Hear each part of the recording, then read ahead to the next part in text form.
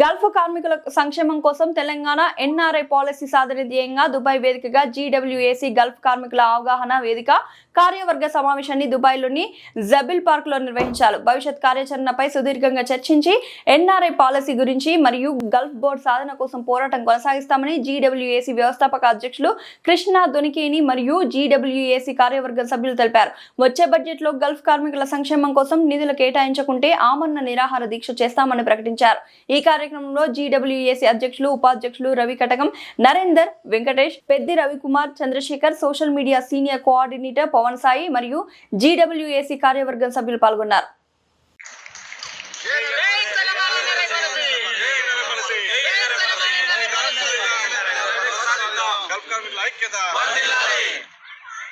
నమస్కారం. ఈరోజు దుబాయ్ వేదికగా జీడబ్ల్యూఏసీ కార్యవర్గ సమావేశం ఏర్పాటు చేసినాం. ఈ కార్యవర్గ సమావేశంలో గల్ఫ్ మేము 2 సంవత్సరాలుగా ప్రభుత్వం ఏర్పడినప్పటి నుంచి రేవంత్ రెడ్డి గారు మమ్మల్ని పట్టించుకుంటున్నారని చెప్పేసి మంచి ఉద్దేశంతో మేము ఉన్నాం. కానీ ఇప్పటికీ రేవంత్ రెడ్డి గారి ప్రభుత్వం మళ్ళీ గల్ఫ్ కార్మికులను కొద్దిగా చిన్న చూపు చూస్తున్నట్టు అనిపిస్తుంది. మేము ఎప్పుడు కూడా కృతజ్ఞత తెలుపుతూనే ఉంటాం. ఎందుకంటే రేవంత్ రెడ్డి గారు చేసిండ్రు, చేయలేదని కాదు, బట్ ఇప్పుడేం చేస్తున్నారు, ఎందుకు మా గల్ఫ్ కార్మిక సంక్షేమాన్ని పట్టించుకోవట్లేదు? ఈ అడ్వైజర్ కమిటీ 2 సంవత్సరాల వాయిదాతో చేసి 2 సంవత్సరాలు ఏం చేస్తారు? గల్ఫ్ కార్మికుల సమస్యలు ఏమున్నాయంటే మేము ఇచ్చినాం కదా, మీ ముందరనే మాట్లాడినాం కదా రేవంత్ రెడ్డి గారు, మీ ముందరనే మాట్లాడి మీరు కూడా అన్నారు కదా ఎన్ఆర్ఐ పాలసీ ముసాయిదా రెడీ ఉంది, ఇంకేమైనా మంచి అంశాలు ఉంటే జాయిన్ చేయాలా, మేము ఆడి చేసుకుంటాం, మళ్ళీ మీటింగ్లో కలుద్దాం, చేసేద్దామని చెప్పేసిళ్ళు. మళ్ళీ 2 సంవత్సరాల కాల వ్యవధితోటి ఒక అడ్వైజర్ కమిటీ ఏర్పాటు చేసిళ్ళు.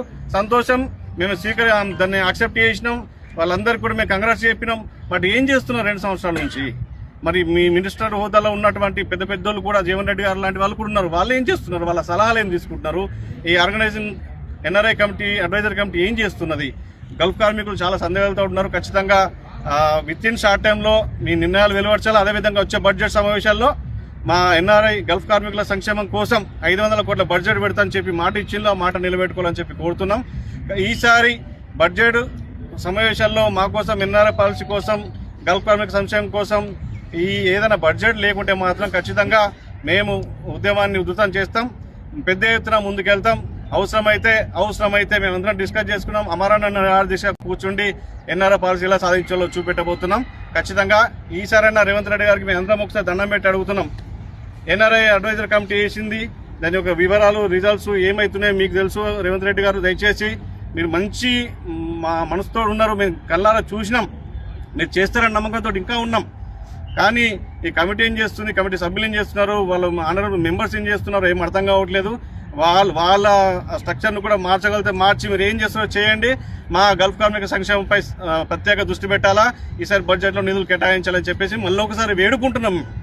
ఇక దీన్ని కూడా మేము పట్టించుకోము, చేయమంటే మాత్రం ఖచ్చితంగా మేము ఉద్యమం ఉధృతం చేసి ఎప్పటిలాగానే పోరాడతాం.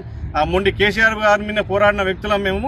ఇట్లాంటి పోరాటానికి మేము వెనకాడేది లేదని చెప్పి మళ్ళీ ఒకసారి దుబాయ్ వేదికగా తెలియజేస్తున్నాం.